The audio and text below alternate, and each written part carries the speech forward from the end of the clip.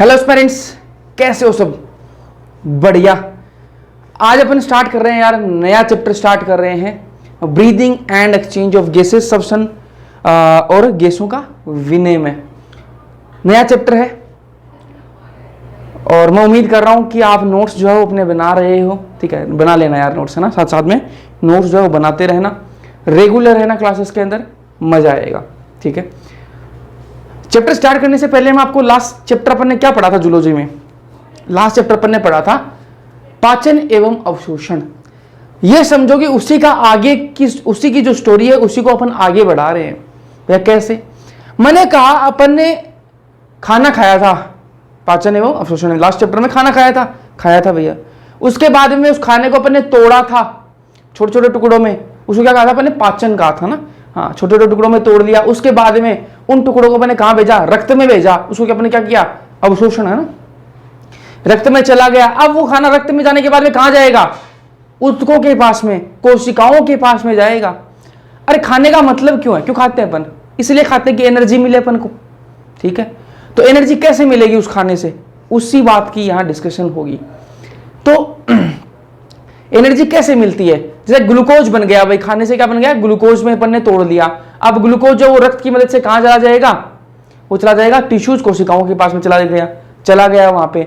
फिर ग्लूकोज को तोड़ा जाएगा, और जब ग्लूकोज को तोड़ेंगे ना अपन, ग्लूकोज का फॉर्मूला क्या होता है? C6H12O6। जब ग्लूकोज को अपन तोड़ेंगे तो अपन को दो चीजें मिलेंगी। एक तो एटीपी मिलेगी, एटीपी से क्या मिलती है? ऊर्जा मिलती है, और साथ में मिलती है CO2 बनती है। ठीक है, अपन ने खाना खाया, उसको ग्लूकोज में तोड़ लिया, उसको फिर अपन ने अवशोषण करवाया उस ग्लूकोज का, वो रक्त की मदद से कोशिकाओं और सेल के पास में चला गया। कोशिकाओं और ऊतकों के पास में चला गया। कोशिकाओं और ऊतकों को क्या मतलब है? उनको सिर्फ एनर्जी बनानी है। ठीक है, तो उस ग्लूकोज को तोड़ा उन्होंने। किस में टूटा ग्लूकोज? एटीपी में और कार्बन डाइऑक्साइड में। ठीक है, एटीपी से क्या? एटीपी क्या है? एनर्जी है, तो एनर्जी मिल गई। साथ में क्या मिल रही है? कार्बन डाइऑक्साइड, CO2 मिल रही है। इस CO2 का क्या काम है भाई? कोई काम नहीं है। तो इस CO2 क्या करेंगे? बाहर निकालेंगे। तो जब अपन सांस छोड़ते हैं तो CO2 बाहर निकालते हैं। ये बात तो समझ में आ गई भैया, CO2 क्यों बाहर निकालते हैं?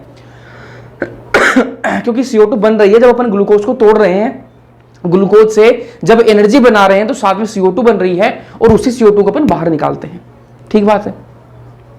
अब एक बात और है यार, कि ऑक्सीजन फिर अपन को चाहिए क्यों भाई? CO2 का तो समझ में आ रहा है कि वो शरीर में बन रही है, इसलिए उसको बाहर निकालना जरूरी है। लेकिन यार ये ऑक्सीजन क्यों चाहिए? ऑक्सीजन इसलिए चाहिए कि जो आपने ग्लूकोज को जो आप तोड़ रहे हो ना एनर्जी के अंदर, ग्लूकोज को एनर्जी और कार्बन डाइऑक्साइड में जब आप तोड़ रहे हो, तो उस तोड़ने की जो प्रक्रिया है ना, उसमें आपको ऑक्सीजन की जरूरत पड़ेगी।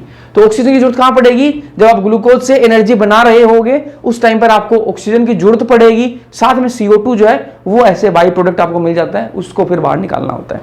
तो ऑक्सीजन की जरूरत पड़ती है, CO2 बनता है, उस CO2 को बाहर निकालना होता है। समझ में आ गई? अपन सांस क्यों लेते हैं? सांस लेने का मतलब समझ में आ गया? ठीक है, आगे चलते हैं। तो ये आपको मैंने इंट्रोडक्शन बताया, अभी इसको करेंगे अपन, है ना, सब्सटेंस और गैसों का विनिमय चैप्टर के अंदर बात करेंगे अपन। सब्सटेंस क्या है? क्या होता है ये सब्सटेंस? ठीक है, तो सब्सटेंस क्या है? ये भौतिक और रासायनिक प्रक्रिया है। सब्सटेंस जो है वो भौतिक और रासायनिक प्रक्रिया है। भौतिक कैसे है? अरे आप सांस ले रहे हो, छोड़ रहे हो, ये क्या है? भौतिक प्रक्रिया है। फिर आपने हवा अंदर खींची। ठीक है, अब हवा में तो भाई नाइट्रोजन भी है, ऑक्सीजन भी है, कार्बन डाइऑक्साइड भी है। ठीक है, सिर्फ आपको क्या चाहिए? ऑक्सीजन चाहिए। तो हवा में सब कुछ जाएगा अंदर। फिर अंदर जो है, ठीक है, अंदर जो है वो विसरण किसका होगा? डिफ्यूजन किसका होगा? ऑक्सीजन जो है वो ले ली जाती है, बाकी नाइट्रोजन CO2 नहीं ली जाती। क्यों? क्योंकि वो क्या है, घुलते बढ़िया से नहीं है, इसलिए। ठीक है, उसकी अपन धीरे धीरे आगे बढ़ेंगे चैप्टर में और आगे बात करेंगे, बढ़िया से समझ में आएगा। तो अभी समझो, हवा लेते हैं अपन, खींचते क्या है? अंदर क्या ले रहे हैं? हवा ही ले रहे हैं भाई। कोई बाहर लगा हुआ, कोई फिल्टर लगा हुआ भाई? सिर्फ मैं तो ऑक्सीजन लूंगा भाई, नाइट्रोजन वगैरह मैं नहीं ले रहा। सब कुछ जाएगा अंदर, ऑक्सीजन भी जाएगी, नाइट्रोजन भी, कार्बन डाइऑक्साइड सब जाएगा। लेकिन अपने को जरूरत किसकी? ऑक्सीजन की। तो फिर आगे फेफड़ों तक तो सब कुछ जाएगा, फेफड़ों के बाद में जो रक्त में सिर्फ ऑक्सीजन जाएगी। ठीक है, फेफड़ों से रक्त के अंदर क्या जाएगी? ऑक्सीजन जाएगी। फिर वो रक्त के थ्रू ऑक्सीजन कहां जाएगी? कोशिकाओं के पास में, क्योंकि कोशिकाओं को जरूरत है। क्यों जरूरत है? क्योंकि वो ग्लूकोज को तोड़ रहे हैं ना, तो तोड़ने में मदद किसकी चाहिए? ऑक्सीजन की। ऑक्सीजन कौन लेके जाएगा? रक्त लेके जाएगा ऑक्सीजन कोशिकाओं के पास में। ये लो भाई ऑक्सीजन ले लो और तोड़ दो ग्लूकोज को। जब वो ग्लूकोज को तोड़ेंगे ऑक्सीजन की मदद से, तब उनको क्या है? ATP और साथ में क्या है? CO2 मिलता है। और जो CO2 है फिर उसको वापस रक्त में भेज दिया जाता है और रक्त वापस उसको कहाँ लेके आता है, फेफड़ों के पास में CO2 को लेके आता है और CO2 को बाहर निकाल देता है। अभी इसी को समझेंगे, है ना। तो ये भौतिक और रासायनिक प्रक्रिया होती है, इतना दिमाग में बैठ गया आपके। अब कुछ डायग्राम बनाते हैं अपन। सबसे पहले मैं एक इंसान बना लेता हूँ।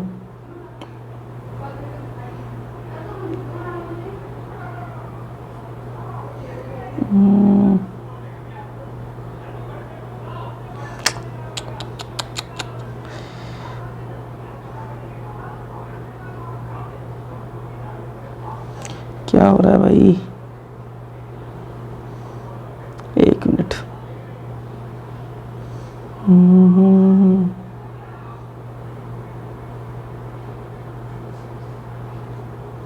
बहुत बड़ी ठुड्डी बन गई है इसकी तो।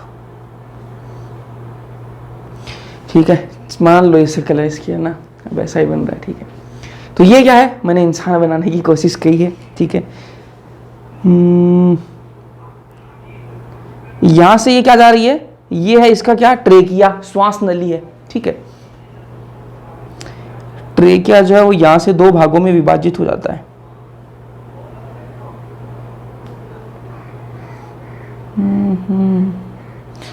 ये क्या है, ये है भैया क्या, एल्वियोलाई है। ठीक है, और ये क्या जा रही है यहां से, रक्तवाहिका।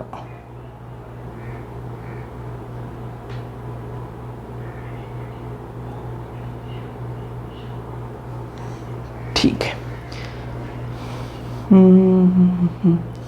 यहां क्या है आपका, एटमॉस्फेयर, एटमॉस्फेयर।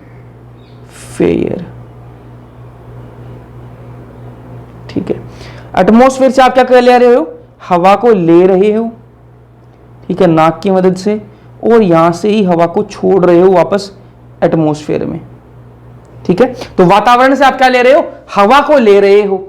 ठीक है, अब आप ये मत सोचना कभी भी कि आप ऑक्सीजन ले रहे हो, नहीं, आप हवा ले रहे हो। अंदर क्या खींच रहे हो, हवा खींच रहे हो। बाहर क्या छोड़ रहे हो, कार्बन डाइऑक्साइड, नहीं जी, आप बाहर भी क्या छोड़ रहे हो, हवा ही छोड़ रहे हो। फिर वो अंदर जाके काम खेला अलग होता है, आप ले तो हवा ही ले रहे हो ना। ठीक है, सिर्फ आप ऑक्सीजन थोड़ा ना छाट रहे हो उसमें। ठीक, तो आप सिर्फ हवा ले रहे हो। तो मैं यहां क्या लिख देता हूं, हवा, एयर लिख देता हूं। ठीक, एयर को अंदर जो खींच रहे हैं, एयर को अंदर खींच रहे हैं, उस प्रोसेस को क्या वो कहते हैं, उसको कहते हैं यार इंस्पायरेशन।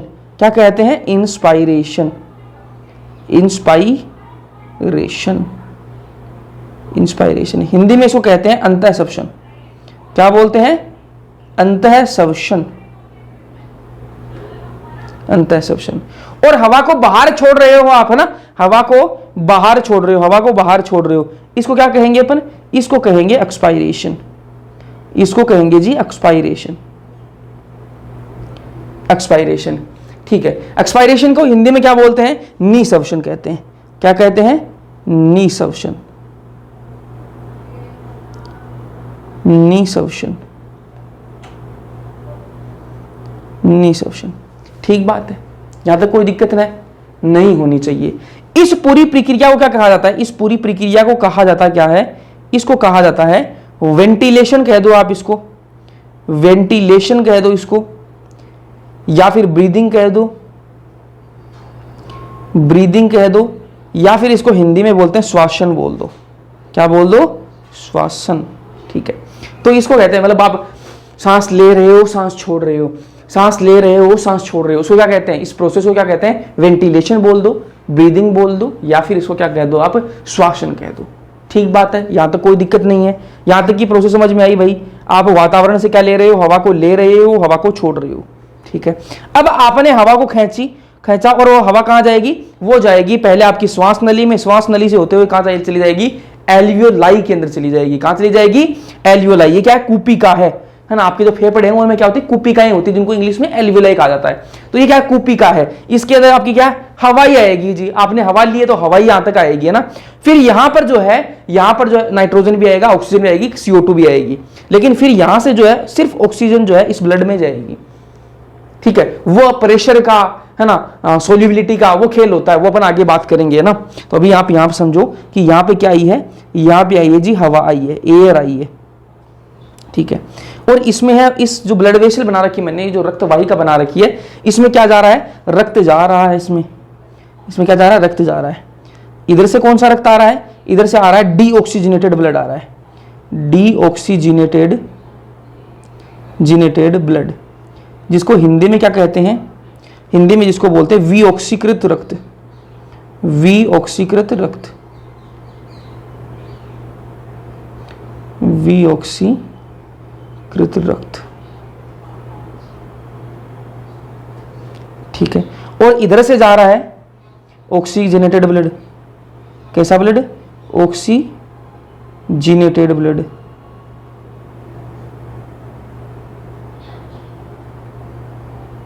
ऑक्सीकृत रक्त, ऑक्सीकृत रक्त। भैया ऐसे कैसे, इधर से आप बोल रहे हो कि विऑक्सीकृत रक्त जा रहा है, डीऑक्सीजनेटेड मतलब जिसमें ऑक्सीजन की कमी है, ऐसा रक्त इधर से जा रहा है, और इधर से आप कह रहे हो कि ऑक्सीजनेटेड ब्लड निकल रहा है। ऐसा क्या हुआ, ऐसा यहां पर खेल हुआ, देखो यहां पर जो खेल हुआ, क्या खेल हुआ यहां पे खेल ये हुआ कि यहां पर ऑक्सीजन जो है ना, O2 जो है वो तो चली जाती है किसमें, ब्लड वेसल में चली जाती है, और इधर से जो CO2 आ रही होगी, ठीक है, इसमें जो ये ब्लड है वो कहां से आ रहा है, कोशिकाओं के पास से आ रहा है, ऊतकों के पास से आ रहा है। और मैंने आपको बताया कि ऊतक और कोशिका क्या करती हैं, ग्लूकोज को तोड़ती हैं, किसमें, ATP और CO2 के अंदर तोड़ती हैं। तो वही CO2 जो है इस रक्त में आ रहा है, ठीक है। तो यहां पर क्या CO2 की मात्रा है जी, यहां पर क्या CO2, वो CO2 कहां चली जाएगी, इसके अंदर, लंग्स के अंदर, एल्विलाई के अंदर, कुपिका के अंदर। तो CO2 यहां से कुपिका के अंदर चली जाती है, और O2 जो है वो कुपिका से इस ब्लड के अंदर आ जाएगी। तो यहां से जो है जिस ब्लड के अंदर ऑक्सीजन की कमी थी, जिसको अपन डीऑक्सीजनेटेड ब्लड बोल रहे थे, ठीक है, वो अब कैसा हो गया, ऑक्सीजनेटेड ब्लड हो गया। इसके अंदर क्या है, ऑक्सीजन की कमी नहीं है। समझ में आ गई ये बात, ठीक है। यहां तक तो आपको समझ में आई होगी बातें। अब अपन चलते हैं कोशिकाओं के पास में। यहां पर मैं बनाता हूं टिश्यू बना लेता हूं,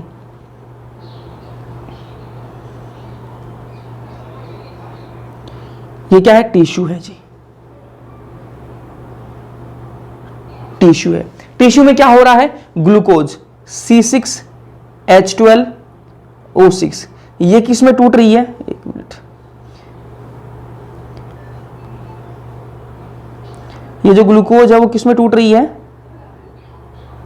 ये टूट रही है आपकी ATP प्लस CO2 में, ठीक है। और इस तोड़ने की जो प्रक्रिया है, इसमें किसकी जरूरत पड़ती है अपन को, इसमें जरूरत पड़ती है अपन को ऑक्सीजन की, O2 की अपन को जरूरत पड़ती है, ठीक है। इसी के पास में यहां पर इस टिश्यू है, तो टिश्यू के पास में ब्लड वेसल भी होगी, बिल्कुल भैया ब्लड वेसल्स तो होंगी ही होंगी, यहां भी ब्लड वेसल्स होगी, रक्तवाहिका तो होगी ना, रक्तवाहिका तो हर जगह है, ठीक है। तो ये जो ऑक्सीजन है, ये जो ग्लूकोज को ATP और CO2 में तोड़ने के लिए जो ऑक्सीजन की जरूरत पड़ रही है, वो ऑक्सीजन आ कहां से रही है, वो ऑक्सीजन आ रही है जी, वो ऑक्सीजन कहां से आ रही है, वो ऑक्सीजन इस ब्लड वेसल से आ रही है। और इस ब्लड वेसल में कहां से आई वो ऑक्सीजन, इस ब्लड वेसल में कहां से आई, आपको दिमाग में भी चल रहा होगा। ये जो ऑक्सीजन इस रक्त में यहां गई थी ना, वो रक्त कहां आया, इस ब्लड वेसल के अंदर आया, इस ब्लड वेसल के अंदर, इस ब्लड वेसल के अंदर क्या आई, ऑक्सीजन आई, ठीक है। इस ब्लड से ये ऑक्सीजन यहां आ गई, ये ऑक्सीजन फिर कहां जाएगी, यहां आएगी, और इससे क्या हो जाएगा, ये ग्लूकोज जो है वो टूट जाएगा किसमें, ATP और CO2 में। ATP क्या है, एनर्जी है, यहां पर ATP एनर्जी बन गई, अपन को एनर्जी तो चाहिए खाने से, तो खाने से अपन को एनर्जी मिल गई। अब ये CO2 बन गई, इसको क्या करना है भाई, इसको बाहर निकालना है। तो ये CO2 कहां जाएगा, इस ब्लड में जाएगा, ब्लड में जाने से क्या होगा, फिर ये जो ब्लड है ये कहां जाएगा, ये यहां आएगा, ठीक है। और ये CO2 इस ब्लड में यहां से यहां आएगी, और ये लंग्स के पास में आएगा CO2, ये CO2 यहां लंग्स में चली जाएगी, और यहां से ऑक्सीजन लेके वापस जो ब्लड है वो ऐसे घूमता रहेगा, ऐसे ही साइकिल जो पूरी चलती रहती है, ठीक है। तो यहां मैं थोड़ी सी प्रोसेस आपको दिखा देता हूं। ये ऑक्सीजन यहां आ गई, और ये जो CO2 है ना, ये CO2 इस ब्लड में आ गया। समझ में आई बात, आई भैया, समझ में आ रही है। यहां पर क्या होगा, बीच में यहां क्या होगा, आपका हार्ट होगा, क्या होगा, दिल, ठीक है। ये जो हार्ट है ये पंप करने का काम करेगा, आपको पता है ना, हार्ट जो वो पंप करने का काम करेगा। तो यहां से ये जो ऑक्सीजनेटेड ब्लड आ रहा है ये इसमें जाएगा, ठीक है, फिर ये हार्ट से इसमें जाएगा, ठीक बात है। यहां से ये डीऑक्सीजनेटेड ब्लड ये यहां आएगा, फिर ये हार्ट इसको यहां भेज देगा, ठीक है। ये पूरी प्रक्रिया जो है आपकी चलती रहती है। तो मैंने आपको क्या बताया, ध्यान से देखो भाई, ये डायग्राम बहुत काम का डायग्राम है, ध्यान से देखना क्या बताना चाह रहा हूं मैं। एटमॉस्फेयर, वातावरण से आपने हवा लीजिए, बिल्कुल हवा ले ली हमने, क्लियरली। वो हवा कहाँ जाएगी, आपके फेफड़ों के अंदर जाएगी, ठीक है। फेफड़ों से जो ऑक्सीजन है वो कहाँ जाएगी, आपके रक्त में जाएगी, रक्त में जाकर वो कहाँ जाएगी, हार्ट में, हार्ट फिर उसको कहाँ भेज देगा, उस ब्लड को, इस ब्लड में, वो ब्लड कैसा है जिसमें ऑक्सीजन भी है, ये ब्लड कहाँ जाएगा, इसमें, इस वाली जो ब्लड वेसल है जो आपकी कोशिकाओं के पास में, जो आपकी ऊतकों के पास में जो ब्लड वेसल है, वहां पर इनको, इस ब्लड को भेज देगा जिसमें ऑक्सीजन है। अब ये ऑक्सीजन जो है उसको काम में ले लेंगे, इस ऑक्सीजन को किसमें, ग्लूकोज को तोड़ने में। जब ग्लूकोज को तोड़ा इस ऑक्सीजन की मदद से तो क्या बना, एटीपी और CO2 बन गया, ठीक है। अब ये CO2 अपने को काम का नहीं है, एटीपी तो एनर्जी है, वो तो अपने काम में ले लेंगे भाई। CO2 को काम का नहीं तो CO2 का कहाँ भेज दिया, इस रक्त में भेज दिया। ये रक्त कहाँ जाएगा, हार्ट के पास में, हार्ट से ये रक्त जो है वो कहाँ जाएगा, लंग्स के पास में जाएगा, और वापस ये CO2 कहाँ चली जाएगी, लंग्स में चली जाएगी, और इस हवा को अपन कहाँ छोड़ देंगे, बाहर छोड़ देंगे, वातावरण में वापस अपन छोड़ देंगे इसको। ये पूरी एक साइकिल होती है, समझ में आई पूरी, ठीक है। तो ये डायग्राम बहुत इंपॉर्टेंट है, ठीक है। पूरी कहानी जो है इसमें मैंने बयां कर दी है आपको ना। अब कुछ बातें इसके बारे में लिखते हैं, ध्यान से देखना भाई, ध्यान से आप थोड़ी सी बातें देखना। यहां क्या हो रहा है,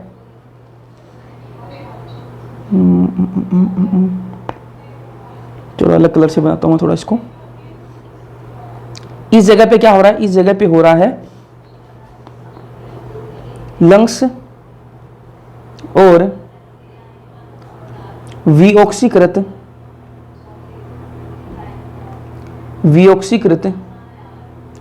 रक्त के बीच विसरण क्या था, डिफ्यूजन, ठीक है। तो यहां क्या हो रहा है, जो वियोक्सीकृत जो रक्त है ना उसके बीच में और आपके जो फेफड़े हैं उसके बीच में क्या हो रहा है, आपका डिफ्यूजन हो रहा है, विसरण हो रहा है। तो ये मैंने आपको एक चीज यहां पर लिखी। यहां क्या हो रहा है, ये जो यहां पर क्या हो रहा है, यहां पर भी मैं एक पॉइंट लिखूंगा। इस जगह पे क्या हो रहा है, यहां पर हो रहा है टिश्यू और ऑक्सीकृत गलत लिख दिया मैंने, ऑक्सीकृत रक्त के बीच विसरण। इस जगह पे क्या हो रहा है, यहां पे क्या हो रहा है, जो ऑक्सीकृत रक्त था, ऑक्सीकृत रक्त और आपका जो टिश्यू है, ये टिश्यू है और ये यहाँ पर ऑक्सीकृत रक्त है, इनके बीच में विसरण यहां पे हो रहा है, ठीक है। तो मैंने आपको 2 पॉइंट बताए, सॉरी, यहां पर दो जगह विसरण हो रहा है, एक आपके लंग्स और आपकी ये जो ब्लड वेसल है यहां पर हो रहा है। इस ब्लड वेसल में कैसा है, वियोक्सीकृत रक्त है, तो वियोक्सीकृत रक्त और लंग्स के बीच में विसरण हो रहा है, ठीक है। और दूसरा विसरण कहां हो रहा है, दूसरा विसरण हो रहा है उत्तक के बीच में, टिश्यू और आपकी जो ये ऑक्सीकृत रक्त है इन दोनों के बीच में विसरण हो रहा है। यहां तक बात समझ में आई। इसको अपन क्या कहेंगे, ये जो विसरण हो रहा है, पहला जो विसरण है, इसको अपन कहते हैं क्या, एक्सटर्नल रेस्पिरेशन, एक्सटर्नल रेस्पिरेशन, और हिंदी में इसको क्या कह देंगे, बाह्य श्वसन, ठीक है। और ये कैसा है, इसको क्या कहेंगे अपन, इंटरनल रेस्पिरेशन,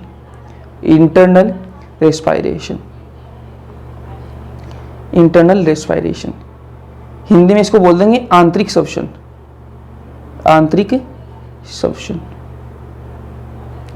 ठीक है।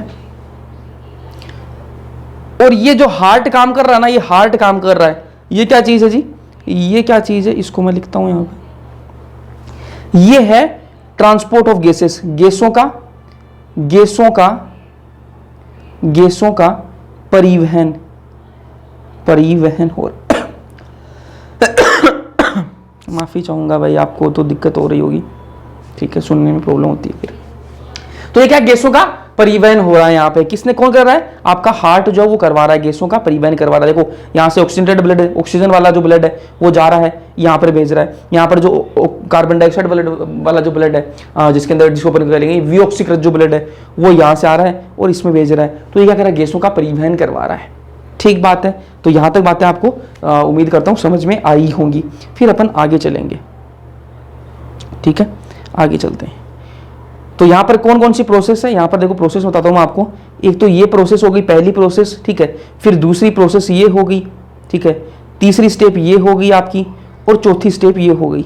तो 4 स्टेप तो ये वाली हैं, ये चौथी स्टेप हो गई। तो 4 स्टेप तो ये हो गई आपकी रेस्पिरेशन के अंदर। तो मैंने आपको बताया कि भौतिक जो सब्शन है वो कैसा है, भौतिक और रासायनिक प्रक्रिया है। उसमें भौतिक वाली तो ये 4 स्टेप हो गई। पहला कौन सा, श्वासन आपने किया। उसके बाद में पहला क्या हुआ भाई, दूसरा क्या हुआ बाह्य सब्शन। फिर क्या हुआ आपका, गैसों का परिवहन हुआ। उसके बाद में आंतरिक सब्शन हुआ। ठीक है, तो ये 4 स्टेप तो क्या हो गई आपकी भौतिक के अंदर आ गई। रासायनिक कौन सा है, रासायनिक के लिए रासायनिक कौन सी है, 5वीं स्टेप जो वो क्या है आपकी रासायनिक प्रक्रिया के अंदर आती है। तो 5वीं स्टेप को देख लेते हैं, 5वीं स्टेप को देख लेते हैं। 4 स्टेप मैंने आपको बता दी ना, हाँ 4 स्टेप मैंने आपको बता दी। 5वीं स्टेप पे चलते हैं। तो 5वीं कौन सी है आपकी, सेलुलर रेस्पिरेशन। 5वीं स्टेप कौन सी है आपकी, सेलुलर रेस्पिरेशन। सेलुलर रेस्पिरेशन या फिर केमिकल रेस्पिरेशन भी इसको कहते हैं, केमिकल। ठीक है, तो ये रासायनिक वाला है। ठीक है, भौतिक मैंने आपको बताया कि जो सब्शन है क्या था, भौतिक और रासायनिक प्रक्रिया है। भौतिक कौन सी प्रक्रिया है, उसके अंदर 4 स्टेप है, वो मैंने आपको बता दी। 5वीं स्टेप कौन सी है, वो आपकी रासायनिक की है। इसकी बात अब करेंगे अपन, है ना। तो रासायनिक प्रक्रिया कैसे है उसकी बात अपन करने वाले हैं। रासायनिक में होगा क्या, जो आप ग्लूकोज को तोड़ा गया है उसकी बात करेंगे इसके अंदर, है ना। तो इसके अंदर होता क्या है, इसके अंदर क्या होता है वो ध्यान से देखना। इसके अंदर होता है indirect breakdown of glucose. Glucose को तोड़ा जाएगा, सीधी सी बात है। इसमें क्या होगा, ग्लूकोज को तोड़ा जाएगा। ग्लूकोज का अप्रत्यक्ष टूटना, ग्लूकोज का अप्रत्यक्ष टूटना, अप्रत्यक्ष टूटना। यहां पे क्या होगा, कैसे टूटेगा ये, ऑक्सीडेशन से टूटेगा। कैसे टूटेगा, ऑक्सीडेशन होगा इसका, ऑक्सीडेशन से टूटेगा ये ग्लूकोज। ठीक है, अभी जो मैंने बताया क्या क्या बता रहा हूं मैं आपको, ये देखो ये टिश्यू के अंदर जो हुआ ना काम, ये ग्लूकोज को ऑक्सीजन की मदद से एटीपी और CO2 में तोड़ा गया था, वही 5वीं स्टेप आपकी ना, यही 5वीं स्टेप है।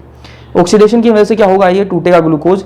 किस में टूटेगा ये टूटेगा आपकी एटीपी बनेगी। यहाँ पे एटीपी का निर्माण होगा, एटीपी बनेगी। ठीक बात है, एटीपी बन गई। ये जो ऑक्सीडेशन है ना यार, ये 2 तरीके से हो सकता है। ऑक्सीडेशन जो है वो आपका 2 तरीके से हो सकता है। कैसे हो सकता है भैया 2 तरीके से, वो आपको देखो ध्यान से। ये 2 तरीके से कैसे हो सकता है, ये ऑक्सीडेशन जो है वो 2 तरीके से हो सकता है। ऑक्सीजन की उपस्थिति में और ऑक्सीजन की अनुपस्थिति में। अगर ये ऑक्सीजन की उपस्थिति में हो रहा है, ऑक्सीजन की प्रेजेंस में हो रहा है, तो उसको क्या कहेंगे अपन, तब इसको बोलेंगे अपन पूर्ण या फिर कंप्लीट ऑक्सीडेशन इसको कह देंगे, कंप्लीट ऑक्सीडेशन इसको बोलेंगे। अगर ये जो प्रोसेस है, ये प्रोसेस जो है आपकी पूरी किसमें, ऑक्सीडेशन वाली जो प्रोसेस है वो ऑक्सीजन की प्रेजेंस में हो रही है, ऑक्सीजन की उपस्थिति में हो रही है, तो क्या बोल देंगे, कंप्लीट ऑक्सीडेशन बोल देंगे। और अगर ये ऑक्सीजन की अनुपस्थिति में हो रहा है तो उसका कह देंगे इनकम्प्लीट ऑक्सीडेशन कह देंगे। क्या बोलेंगे, इनकम्प्लीट ऑक्सीडेशन। इनकम्प्लीट वाला जो ऑक्सीडेशन अगर ऑक्सीजन की प्रेजेंस में हो रहा है, ऑक्सीजन की उपस्थिति में अगर ये काम हो रहा है, ऑक्सीडेशन हो रही है, तो उसको क्या कहते हैं अपन, उसको कहते हैं अपन एरोबिक रेस्पिरेशन। क्या कहते हैं, एरोबिक रेस्पिरेशन। इसको बोलते हैं जी एरोबिक रेस्पिरेशन। एरोबिक रेस्पिरेशन, वायुवीय श्वसन, वायुवीय श्वसन कहेंगे। और इसको क्या कहेंगे, अनएरोबिक रेस्पिरेशन। अनएरोबिक रेस्पिरेशन, अवायवीय श्वसन। ठीक है, तो अब अपन इसको और डिटेल में कहां पढ़ेंगे, इतना अभी तक आप इतना समझो कि मैंने आपको क्या बताया, श्वसन जो वो क्या होती है, भौतिक और रासायनिक प्रक्रिया होती है। भौतिक के अंदर मैंने आपको 4 स्टेप बताई। 5वीं जो स्टेप है वो क्या आपकी सेलुलर रेस्पिरेशन की है। ठीक है, कोशिका के अंदर कैसे सब्शन होगा उसकी बात करेंगे 5वें स्टेप के अंदर, जिसके अंदर ग्लूकोज को तोड़ा जाएगा, किसमें, एटीपी के अंदर तोड़ा जाएगा। ग्लूकोज को तोड़ने की जो प्रोसेस है वो क्या है आपकी, ऑक्सीडेशन से होती है। ऑक्सीडेशन जो है वो दो तरीके से हो सकता है, या तो वो पूरी ऑक्सीजन की उपस्थिति में हो, अगर ऑक्सीजन की उपस्थिति में हो रहा है तो उसको क्या कहेंगे अपन, एरोबिक रेस्पिरेशन या कंप्लीट ऑक्सीडेशन बोलेंगे, एरोबिक रेस्पिरेशन, वायवीय सब्शन कहेंगे। और अगर वो क्या हो रहा है, ऑक्सीजन की अनुपस्थिति में हो रहा है तो उसको क्या कहेंगे, इनकम्प्लीट ऑक्सीडेशन कहेंगे, और उसको कहेंगे अवायवीय सब्शन कहेंगे। इसके आगे का अपन कहां पढ़ेंगे, इसको और डिटेल में पढ़ना है अपन को, वो अपन कहां पढ़ेंगे, क्रेब्स साइकिल, माइटोकॉन्ड्रिया में कैसे हो रहा है, क्या हो रहा है, वो अपन पढ़ेंगे कहां पर, जो प्लांट्स वाला जो रेस्पिरेशन है ना वहां पर पढ़ेंगे। रेस्पिरेशन इन प्लांट में इसको डिटेल में दे रखा है तो इसको वहां पर करेंगे अपन, ठीक है। अब अपन आगे चलते हैं, अपने सब्शन अंग की बात करेंगे। अलग अलग जीवों के अंदर अलग अलग सब्शन अंग होते हैं, अलग अलग जीवों के अंदर अलग अलग सब्शन अंग होते हैं। जैसे अपन अपनी बात करें ना, मानव के अंदर सब्शन अंग क्या है, फेफड़े है ना, और मानव के अंदर सब्शन अंग क्या है, फेफड़े, ठीक है। तो वैसे ही अलग अलग जीवों के अंदर अलग अलग प्रकार के क्या होते हैं, सब्शन अंग होते हैं। यहां पर एनसीईआरटी कुछ जीवों की बात करती है कि कौन कौन से जीवों के अंदर क्या सब्शन अंग होते हैं, और इसमें वो बात करती है, फाइलम की बात करती है, जो अपन कहां पढ़ेंगे, एनिमल किंगडम में पढ़ेंगे ना। एनिमल किंगडम में अपन फाइलम ही पढ़ने वाले हैं, तो वही फाइलमों की बात करेंगे, कौन से फाइलम के अंदर कौन सा जो है सब्शन अंग जो है वो होता है। तो यहां पर भी वो दे रखे हैं, तो एक बार अपन यहां पर अपनी एक बार नजर घुमा लेंगे, ठीक है। देखो, पोरीफेरा जो फाइलम होता है उसके अंदर कैसे जो सब्शन कैसे होता है, डिफ्यूजन से होता है, विसरण से होता है। सिलेंट्रेटा के अंदर भी विसरण से होता है। स्किनोफोरा के अंदर अब्सेंट होता है, कोई उसके अंदर सब्शन अंग नहीं है। प्लेटियलमेंथिस के अंदर विसरण से होता है। एस्केलमेंथिस के अंदर भी विसरण से होता है। एनालिडा के अंदर मोइस्ट क्यूटिकल है, ठीक है। आर्थ्रोपोडा के अंदर प्रोन्स जो होते हैं ना, आर्थ्रोपोडा के मेंबर है प्रोन्स जो हैं उनके अंदर गिल्स पाए जाते हैं। क्रैब जो है उनके अंदर बुक गिल्स पाए जाते हैं। इंसेक्ट जो उनके अंदर ट्रेकियल ट्यूब्स पाई जाती हैं। बस आपको ये ध्यान में रखना है, इनको अपन ज़्यादा डिटेल में कहाँ पढ़ेंगे, डिटेल में पढ़ना भी नहीं है, बस इतना ध्यान में रखना है। बाकी अपन ज़्यादा बात करेंगे कहाँ पर, अपने एनिमल किंगडम की बात करेंगे ना इनकी। स्कॉर्पियोन के अंदर क्या होता है, आपके बुक लंग्स होते हैं। मोलस्क का जो फाइलम है उसके अंदर फेदर लाइक गिल्स होते हैं, ठीक है। इकाइनोडर्मेटा के अंदर गिल्स पाए जाते हैं। कोडेटा अपन फाइलम की बात करें तो कोडेटा के अंदर यूरोकोडेटा और सिफिलोकोडेटा के अंदर फेरिंजियल गिल स्लिट पाए जाते हैं। फिशेस के अंदर गिल्स होते हैं। एम्फीबियंस, रेप्टाइल्स, बर्ड्स और ममल्स, इनके अंदर क्या पाए जाते हैं, लंग्स क्या है, श्वसन अंग हैं। किस किस के अंदर, एम्फीबियन, रेप्टाइल, बर्ड्स और ममल्स के अंदर क्या होते हैं, लंग्स होते हैं।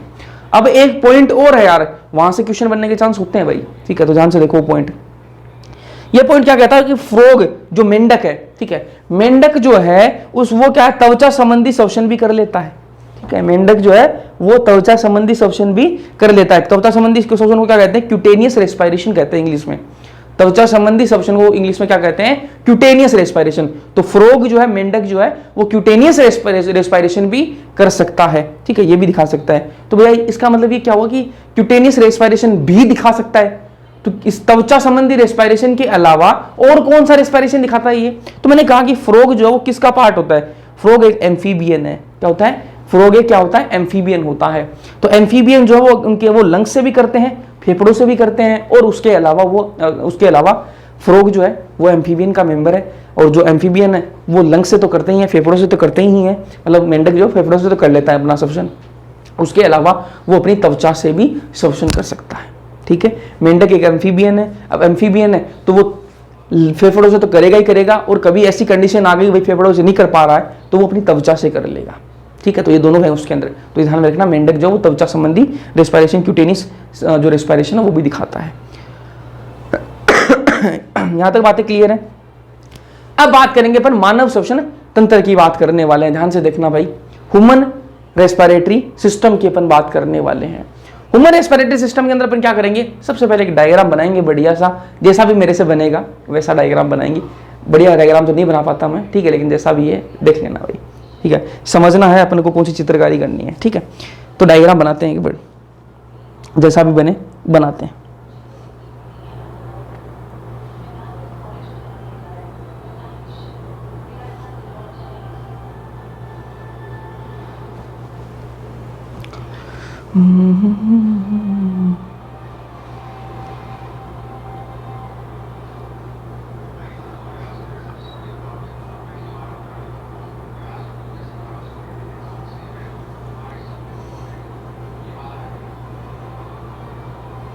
आ जाएगा कि इतनी दूरी में।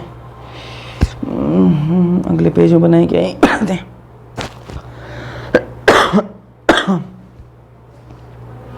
यही बना दूँ अगले पेज में बनाऊँ? चलो 2 पेज में आ जाएगा, कोई दिक्कत नहीं है। चलो कोई दिक्कत नहीं, बना देते हैं।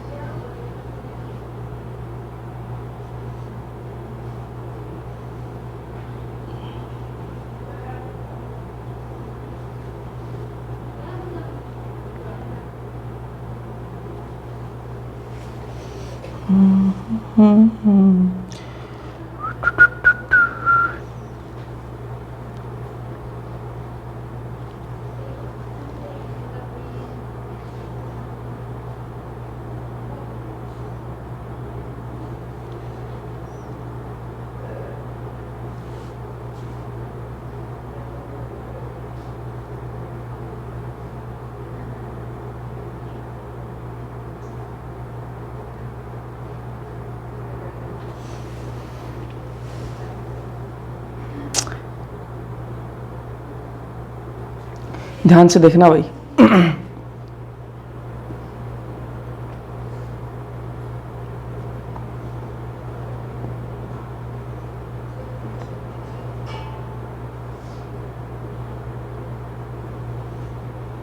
थोड़ा छोटा बन गया, जबकि इसको बड़ा बनाना है मेरे को।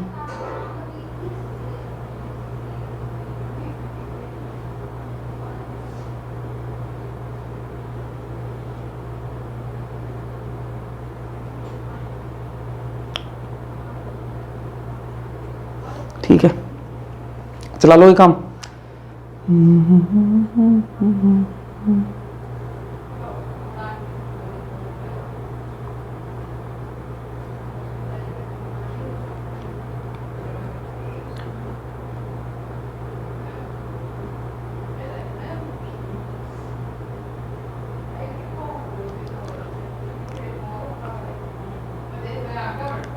फेफड़े बनाए जा रहे हैं भाई, ठीक है, ध्यान से इनको देख लेना।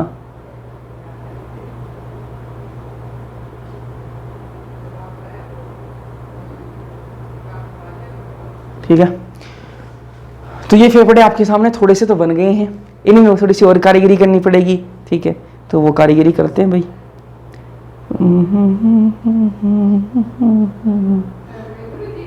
ध्यान से देखा जाएगा इनको।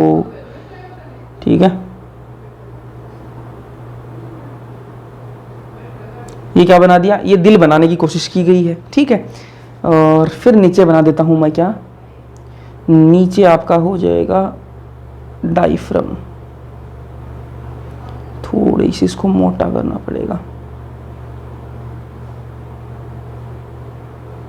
अब ठीक है, चलो थोड़ी सी चीजें और इसमें रह गई, वो भी कर लेते हैं पूरी लगे हाथ। ठीक है, फिर इसको यहाँ पे, इसको यहाँ पे। चलो अब इनके नाम जो है वो मैं लिखता हूँ और फिर अपन एक एक चीज़ को इसमें समझाने की कोशिश करूँगा आपको, है ना। 2-3 चीज़ें और इसमें लगा देता हूँ मैं, इसको अलग कलर से लगते हैं। चलो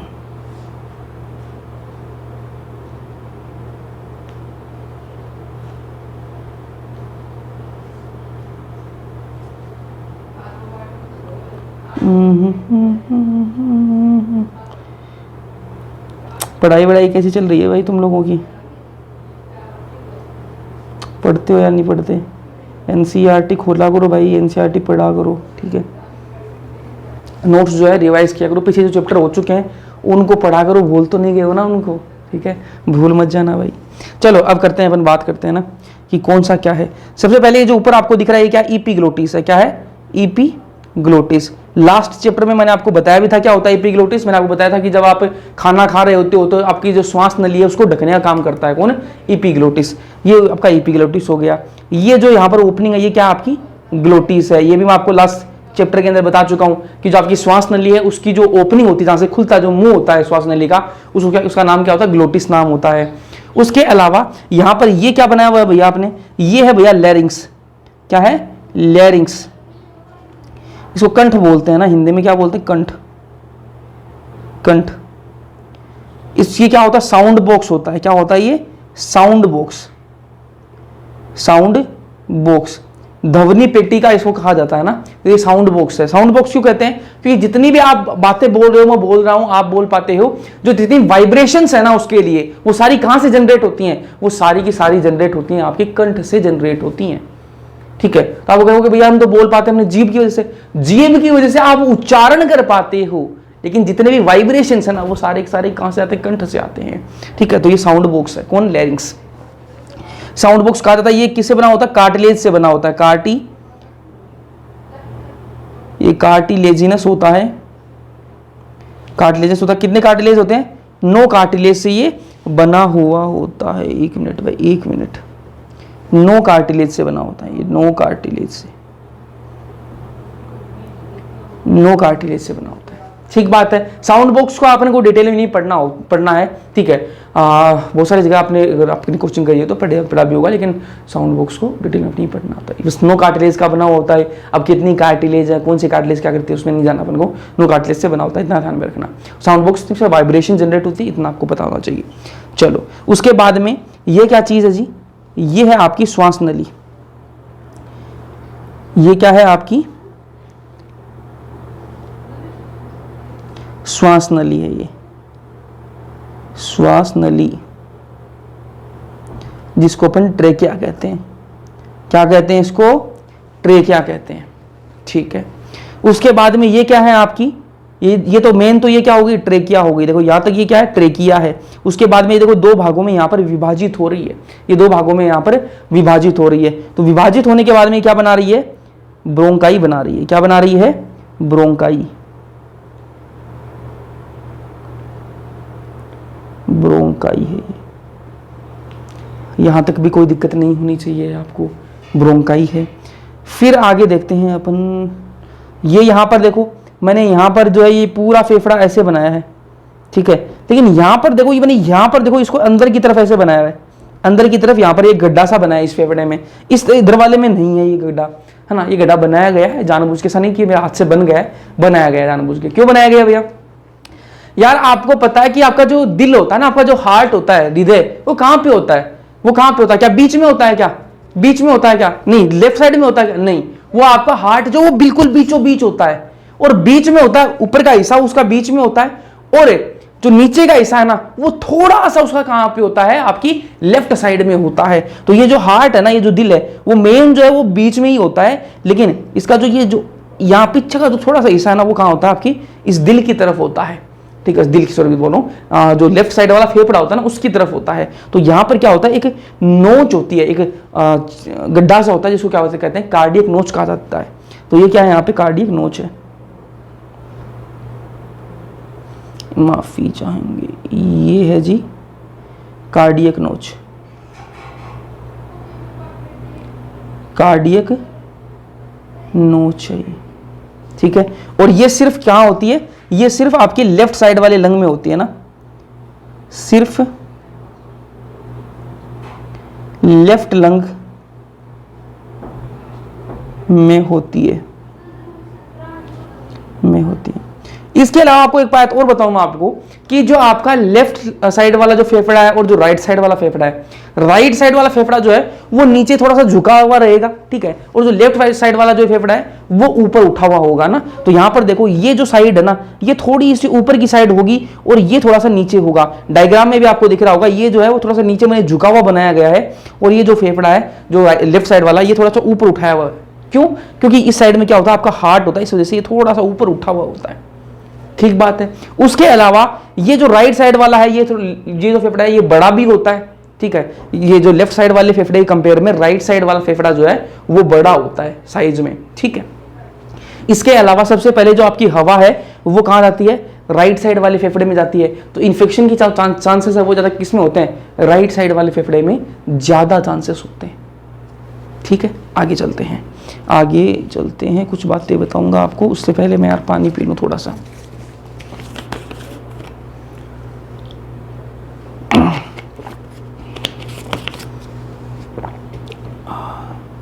ये यहां पर क्या बनाया मैंने? ये जो है, जो ब्राउन कलर में बनाया मैंने आपको, ये क्या है? आपकी ओब्लिक फिशर बोलते हैं इसको। क्या कहते हैं? ओब्लिक फिशर है ये। एक मिनट, ये है जी ओब्लिक फिशर। Oblique fissure. ये ओब्लिक फिशर जो है ना, ये ओब्लिक फिशर है, ये दोनों फेफड़ों में होती है, दोनों लंग्स में होती है। ये आपको लेफ्ट साइड वाले लंग्स में भी देखने के लिए मिलेगी और राइट वाले में भी देखने की मिलेगी। देखो राइट वाले में, और ये तो लेफ्ट वाले में मैंने आपको दिखा दी, पहले मैं मार्क कर देता हूँ। ये कौन सा फेफड़ा है? लेफ्ट वाला लंग है, और ये कौन सा? राइट वाला है। ठीक है, तो ये लेफ्ट वाले में तो है ही है, ये राइट वाले में भी आपको दिखाता हूँ। ये देखो राइट वाले में भी यहाँ पे है, ये राइट वाले में यहाँ रही, तो इसका नाम क्या है? आपका ओब्लिक फिशर है। ये क्या है? आपकी ओब्लिक फिशर, ओब्लिक फिशर। ठीक है, और ये जो ऊपर बनी हुई है ना, ये क्या है आपकी? ये है राइट फिशर, ये ट्रांसवर्स फिशर बोलते हैं इसको। राइट साइड में जो है इसको कहते हैं ट्रांसवर्स फिशर। ठीक है, और ये सिर्फ आपकी राइट फेफड़े में होती है, सिर्फ राइट लंग में होती है। ठीक है, तो मैंने आपको दो प्रकार की फिशर बताई। ठीक है, एक मैंने ट्रांसवर्स फिशर बताई, एक ओब्लिक फिशर बताई। जो ओब्लिक फिशर है वो दोनों फेफड़ों में पाई जाती है। किसमें? आपको लेफ्ट साइड वाले में भी आपको ओब्लिक फिशर देखने की मिलती है, और राइट साइड वाले में देखने के लिए मिलती है। लेकिन ट्रांसवर्स फिशर है वो सिर्फ और सिर्फ आपको कहां मिलेगी? राइट साइड वाले जो फेफड़ा है उसके अंदर आपको मिलती है। कंफ्यूजन तो नहीं हो रही ना? नहीं होनी चाहिए कंफ्यूजन। यहां तक क्लियर है? उसके बाद अपन आगे चलते हैं और मैं आपको एक पॉइंट बताता हूं। कलर दूसरा ले लेते हैं, कलर।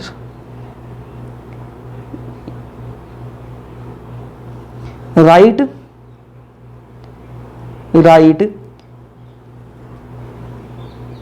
लंग में 3 लोब होती हैं, 3 लोब होती हैं। भैया 3 लोब कौन कौन सी होती हैं? देखो आप ध्यान से, एक लोब तो आपकी ये हो गई, एक ये हिस्सा हो गया, और ये एक हिस्सा हो गया, तो 3 लोब हो गए ना। दिखाता हूं आपको, ये देखो, ये यहां से डिवाइड कर रखा है ना इसको, तो एक ऊपर वाला लोब ये हो गया, ये बीच में हो गया, ये तीसरा लोब हो गया। तो राइट साइड वाले में 3 लोब होते हैं, लेकिन लेफ्ट साइड वाले में कितने होते हैं? लेफ्ट साइड वाले में 2 ही लोब होते हैं। ठीक है, तो लेफ्ट लंग में 2 लोब होते हैं, 2 लोब होते हैं। अब वो कौन कौन से होते हैं उनकी बात कर लेते हैं। तो लेफ्ट वाला जो लंग है उसमें कितने लोब होते हैं? 2। एक तो ये ऊपर वाला ये हिस्सा हो गया, यहां पर ये क्या आपका ओब्लिक फिशर आ गया, और एक नीचे वाला ये हो गया। तो कितने हैं? सिर्फ 2 ही लोब हैं, एक तो इस ओब्लिक फिशर के ऊपर वाला और एक ही नीचे वाला, तो 2 ही यहां पर लोब होते हैं। समझ में आई या नहीं आई बात? बिल्कुल भैया आई। इसके अलावा मैं आपको एक चीज और बता देता हूं कि ये जो ब्लू कलर में मैंने आपको यहां पर दिखा रही है, जो ब्लू कलर में आपको जो ये देखो रिंग सी मैंने आपको दिखा रखी है ना इस पे, ये क्या चीज है? ये क्या चीज है? ये होती है यार इनकम्प्लीट कार्टिलेजिनस रिंग होती है। मतलब कंप्लीट, ये देखो यहां पर ये जो रिंग है ना, ये आगे की तरफ है, पीछे की तरफ नहीं है। ये देखो रिंग कैसी होती है, मैं आपको नीचे बनाता दिखाता हूं। रिंग कैसी होती है? गोल होती है ना। ये कैसी है? इतनी ही है ये, है ना, पूरी नहीं है, पीछे की तरफ नहीं है, सिर्फ आगे की तरफ है ना, आधी ही है। इसलिए क्या कहा इनको? Incomplete cartilaginous ring. कार्टिलेज की बनी हुई, कौन सी कार्टिलेज की? हाई अलाइन कार्टिलेज की बनी हुई होती है, और इनकम्प्लीट होती हैं, शी शेप की होती हैं, ठीक, कंप्लीट नहीं होती। तो यहां पर मैं इसके बारे में कुछ लिखता हूं बातें, आगे भी इसके बारे में बात करूंगा, लेकिन यहां पर भी मैं लिख देता हूं।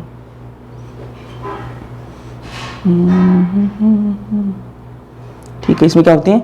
सी शेप की कार्टिलेजिनस रिंग होती हैं, इनकम्प्लीट कार्टिलेजिनस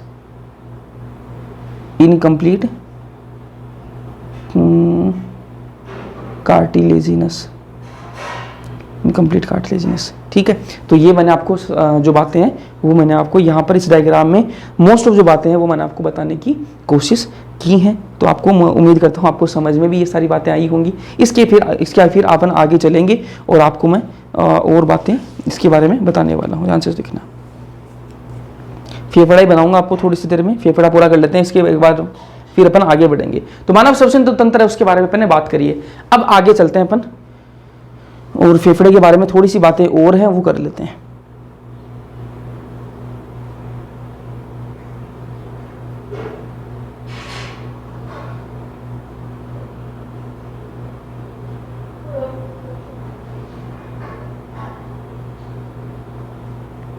ठीक है, यहाँ पर मैं बनाऊंगा एक फेफड़ा, इस एक साइड का बना लेता हूँ, दूसरी साइड में तो होगा ही होगा, आपको पता ही है।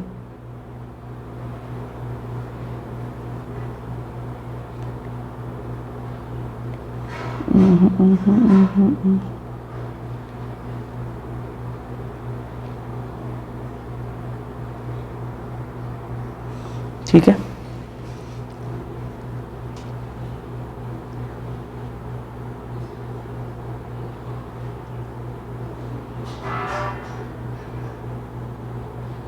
यहां इस फेफड़े में आपको दो मेम्ब्रेन दिखाई दे रही होंगी, एक आपकी बाहरी है, ये क्या है आपकी आउटर मेम्ब्रेन, ये क्या है आउटर, और ये अंदर वाली है, ये क्या है आपकी इनर। इनर बाहर वाली को क्या कहेंगे, बाहर वाली को कहेंगे अपन पैराइटल, पैराइटल, और अंदर वाली क्या कहेंगे अपन विसरल, विसरल। ठीक है, और इनको क्या कहते हैं, पैराइटल प्लूरोन और विसरल प्लूरोन, प्लूरोन, दोनों को साथ में क्या कहेंगे अपन, प्लूरल मेम्ब्रेन। क्या कहेंगे, प्लूरल मेम्ब्रेन। अब हिंदी में इसकी बात कर लेते हैं, हिंदी में आपको क्योंकि दिक्कत आएगी फिर, ठीक है, हिंदी में बता देता हूं। हिंदी में इसको कहते हैं यार, बाहर वाले को कहते हैं बाहरी, बाहरी फुफ्फुस आवरणी। क्या कहते हैं, बाहरी फुफ्फुस आवरणी, और अंदर वाले को बोल देंगे आंतरिक फुफ्फुस आवरणी।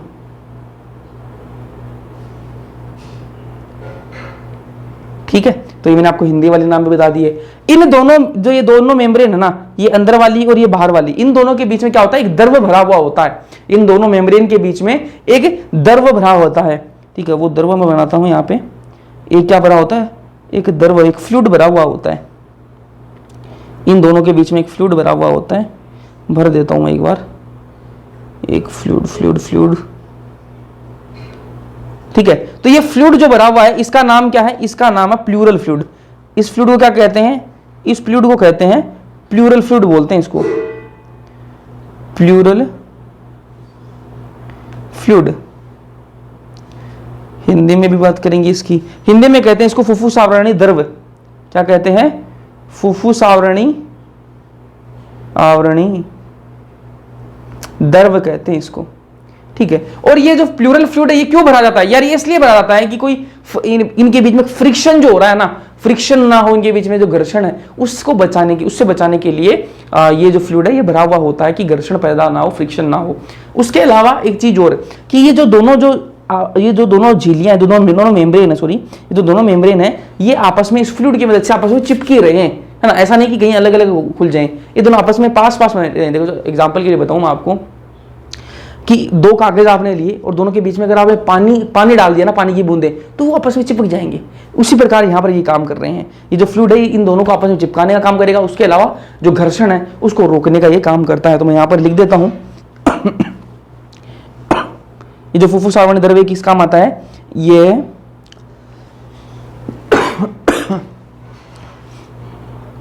यह घर्षण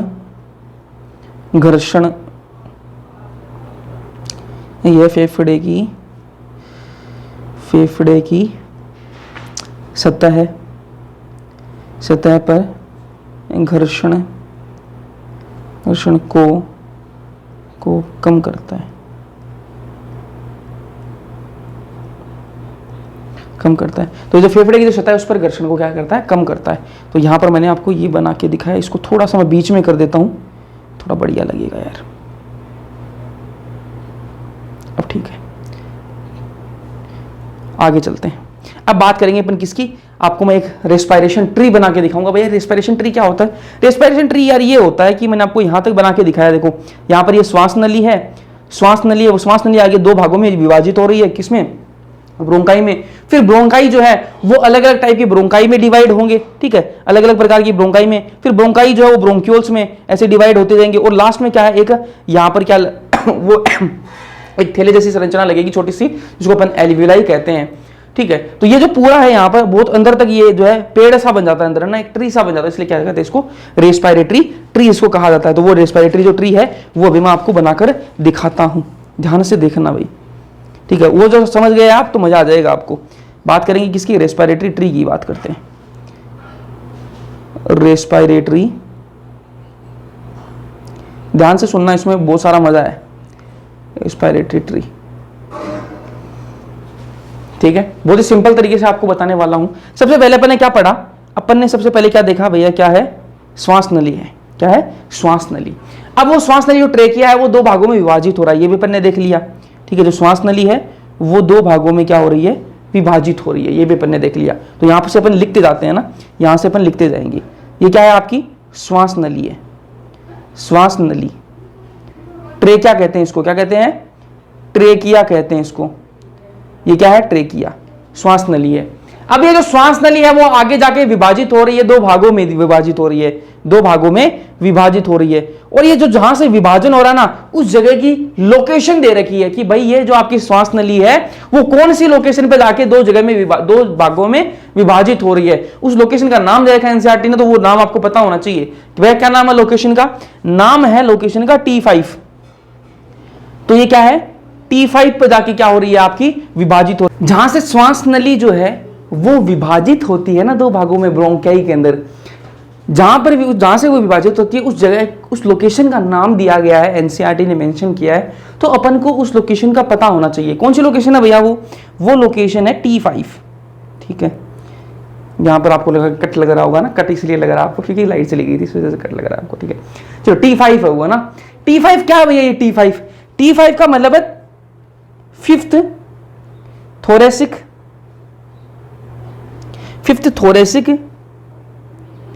वर्टिब्रा, फिफ्थ थोरेसिक वर्टिब्रा। अब भैया फिफ्थ थोरेसिक वर्टिब्रा क्या होती है यार, जो अपनी जो वर्टिब्रा है ना पीछे है ना, इसमें अलग अलग जो है आपके पॉइंट्स हैं, ठीक है। अब इसके अपन आगे बात करेंगे, जब बोन्स पढ़ाऊंगा मैं आपको, वहां पर आपको ज्यादा बताऊंगा। तो इसमें सर्वाइकल है, फिर आपके थोरेसिक हैं, तो ऐसे जो वर्टिब्रा है वो डिवाइडेड है। जो थोरेसिक वर्टिब्रा है उसमें 5वें नंबर की जो थोरेसिक वर्टिब्रा है ना, वहां पर जो है उस जगह से क्या है, ये जो आपकी श्वास नली है वो विभाजित होती है। तो आपको ये ध्यान में रखना है कौन सी वर्टिब्रा पर विभाजित होती है, फिफ्थ थोरेसिक वर्टिब्रा पर। इसका हिंदी में भी आपको नाम बता देता हूं, हिंदी में इसका नाम है 5वीं, ठीक है। ये तो आप समझते ही हो, 5वीं वक्षीय, 5वीं वक्षीय कशेरुकी, ठीक है। तो 5वीं वक्षीय जो कशेरुकी है वहां पर, उस जगह पर, ये पॉइंट आपको ध्यान में रखना है कि आपका जो श्वास नली है वो कहां पर विभाजित होती है, तो फिफ्थ थोरेसिक वर्टिब्रा पर ये विभाजित होती है। और जो श्वास नली है वो विभाजित होकर किस में विभाजित होती है, जो मैं आपको यहां पर भी दिखा देता हूं इस डायग्राम में भी, ठीक है। ये जो आपकी श्वास नली वो विभाजित होती है, यहां पर देखो, ये देखो दो में विभाजित हो रही है। तो ये किस में विभाजित हो रही है, ब्रोंकाई के अंदर विभाजित हो रही है ना। तो ये विभाजित होती है किसमें, ब्रोंकाई के अंदर विभाजित होती है। इसका नाम क्या है, इसका नाम है प्राइमरी ब्रोंकाई। इसको क्या कहते हैं अपन, प्राइमरी। 1 डिग्री ब्रोंकाई का मतलब है प्राइमरी ब्रोंकाई, है ना। ये तो आपको पता है, अपन केमिस्ट्री में पढ़ रहे हैं ये सारी चीजें। तो प्राइमरी ब्रोंकाई, इसको हिंदी में क्या कहते हैं, प्राथमिक श्वसनी कहते हैं। इसको हिंदी में क्या बोलते हैं, प्राथमिक श्वसनी। हिंदी में इसको प्राथमिक श्वसनी कहा जाता है और इंग्लिश में इसको प्राइमरी ब्रोंकाई कह दिया। अब जो प्राइमरी ब्रोंकाई है ना, वो आगे जाके दो भागों में डिवाइड हो जाती है ना। ये जो प्राइमरी ब्रोंकाई है ये आगे जाके दो भागों में विभाजित हो जाती है, ठीक बात है। तो ये प्राइमरी जो ब्रोंकाई है वो आगे जाके किस में विभाजित होती है, वो दो भाग कौन से हैं, वो हैं आपके ये सेकेंडरी ब्रोंकाई। कौन सी ब्रोंकाई, सेकेंडरी ब्रोंकाई। हिंदी में इसको कहा जाता है द्वितीयक श्वसनी। समझ में आई बात। फिर आगे जो है ये जो द्वितीयक श्वसनी है ये भी दो भागों में विभाजित हो जाती है, ये भी आगे जाके किसमें, दो भागों में विभाजित जो है वो हो जाती है, ठीक है। तो मैं इस एक साइड का बनाता रहूंगा, ये एक साइड का मैं आपको बनाता रहूंगा, वैसा ही यहां पर भी है, यहां पर भी है, समझ रहे हो आप, है ना। ये जो द्वितीयक जो श्वसनी है वो किसमें डिवाइड होती है, वो विभाजित होती है तृतीयक श्वसनी के अंदर। किसमें, तृतीयक श्वसनी। तो ये विभाजित होती है क्या आपकी, तृतीयक श्वसनी है, तृतीयक श्वसनी, टर्सरी ब्रोंकाई है ये।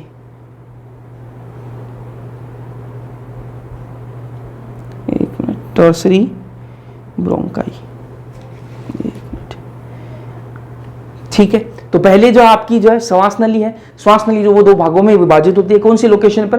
T5 लोकेशन पर, तो फिफ्थ थोरेसिक वर्टिब्रा, पांचवी वक्षीय कशेरुकी पर वो क्या है, वो विभाजित होती है किसमें? प्राथमिक आपकी श्वसनी में, प्राथमिक श्वसनी फिर वो दो भागों में विभाजित होती है किसमें? द्वितीयक श्वसनी में, द्वितीयक श्वसनी है वो तृतीयक श्वसनी में विभाजित होती है, और फिर आपकी जो तृतीयक श्वसनी है वो आगे जाके किस में बन जाती है? वो बन जाती है आपकी इनिशियल ब्रोंक्यूल बन जाता है। इससे क्या बनता है? Initial bronchiole. इसको मैं अलग कलर से बनाऊंगा, ठीक है। ये आ जाएगा किसमें? Initial bronchiole, initial bronchiole.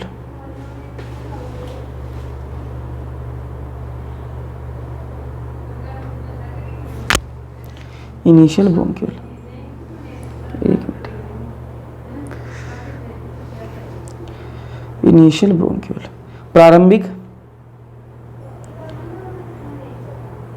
प्रारंभिक श्वसनिका। ये जो प्रारंभिक श्वसनिका है ये आगे जाके डेवलप होती है किसमें? ये जो प्रारंभिक श्वसनिका है ये आगे जाके डेवलप हो जाती है किसमें? ये डेवलप होती है किसमें? ये डेवलप होती है टर्मिनल ब्रोंक्यूल के अंदर, टर्मिनल ब्रोंक्यूल में, टर्मिनल ब्रोंक्यूल में। इसको मैं पेज बना लेता हूं एक और। ये टर्मिनल ब्रोंक्यूल में जो है वो आपकी विभाजित हो जाती है। टर्मिनल ब्रोंक्यूल के बाद में क्या आएगा? टर्मिनल ब्रोंक्यूल के बाद में आता है आपकी, टर्मिनल ब्रोंक्यूल के बाद में आती है एल्वियोलर डक्ट। ये क्या है? एल्वियोलर डक्ट है, ठीक है। ये क्या है? एल्वियोलर डक्ट, एल्वियोलर डक्ट कहते हैं इसको। एल्वियोलर डक्ट जो है वो किससे जुड़ा हुआ आता है? वो जुड़ा हुआ होता है एक थैले जैसी संरचना से, और वो थैली जैसी संरचना क्या है? उसको कहते हैं जी एल्वियोलाई, ठीक है। इसका नाम क्या है? एल्वियोलाई। ये क्या है? एल्वियोलाई।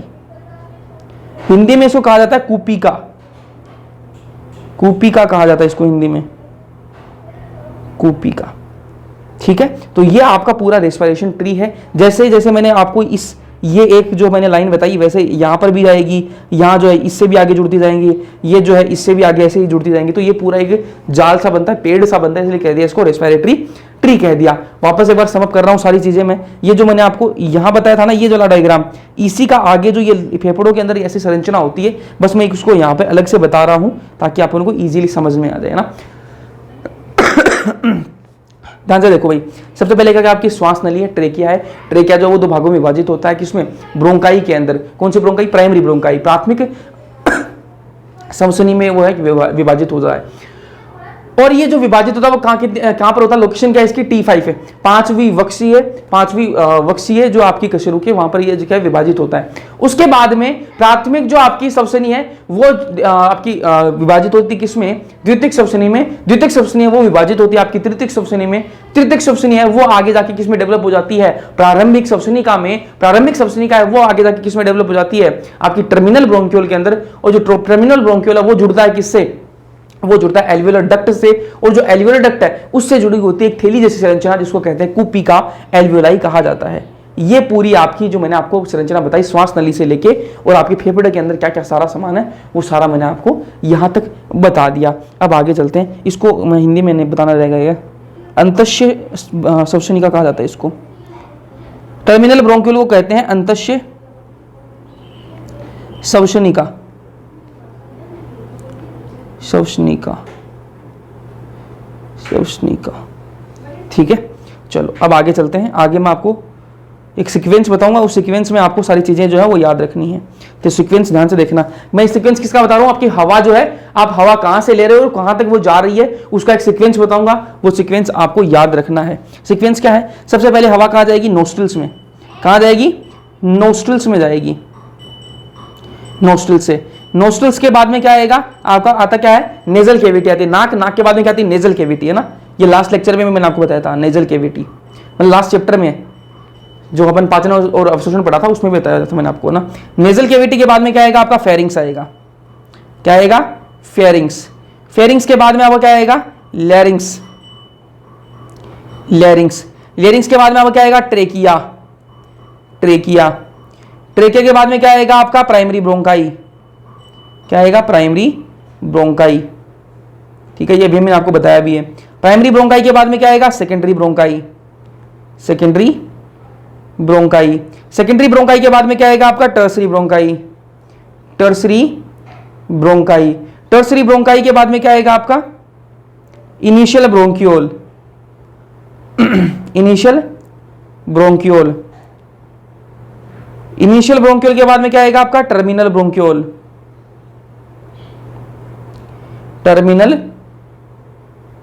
ब्रोंक्यूल, ठीक है। तो ये सीक्वेंस जो आपको पूरा याद रखना है। नोस्ट्रिल, नोस्ट्रिल के बाद में इनको थोड़ा हाईलाइट कर देता हूं, थोड़ा और बढ़िया लगेगा, ठीक है। नोस्ट्रिल, नोस्ट्रिल के बाद में आपकी नेजल कैविटी, नेजल कैविटी के बाद में आपका फेरिंग्स, ठीक है। फेरिंग्स के बाद में आएगा आपका लैरिंग्स, लैरिंग्स के बाद में आएगा आपका ट्रैकिया, ट्रैकिया के बाद में आएगा आपका प्राइमरी ब्रोंकाई, प्राइमरी ब्रोंकाई के बाद में सेकेंडरी ब्रोंकाई, सेकेंडरी ब्रोंकाई के बाद में टर्सरी ब्रोंकाई, टर्सरी ब्रोंकाई के बाद में इनिशियल ब्रोंक्यूल्स आ जाएंगे, इनिशियल ब्रोंक्यूल के बाद में आपका टर्मिनल ब्रोंक्यूल जो है वो आ जाता है। कोई दिक्कत है क्या? नहीं होनी चाहिए। अब मैं आपको दो चीजें बताऊंगा, एक होता है चालन भाग, ठीक है, एक भाग होता है आपका चालन भाग, यहां मैं आपको बताऊंगा एक भाग होता है आपका चालन भाग। ये जो मैंने अभी सीक्वेंस बताया ये इसीलिए बताया कि आपको चालन भाग बताऊंगा वो आपको समझ में आई चीज है ना। तो एक क्या होता है चालन भाग, एक क्या होता है आपका चालन भाग होता है,